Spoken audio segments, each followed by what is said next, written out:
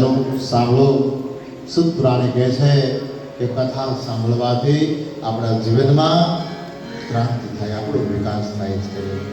મમ ગુણ ગાત ગુણ શરીરા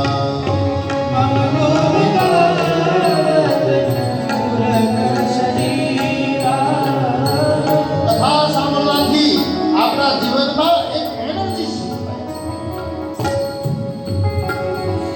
મનથી થાકી ગયેલો, સંસારથી કંટાળી ગયેલો, ઘરથી એમ કહેવાય કે આમાં એકદમ ત્રાસી ગયેલો,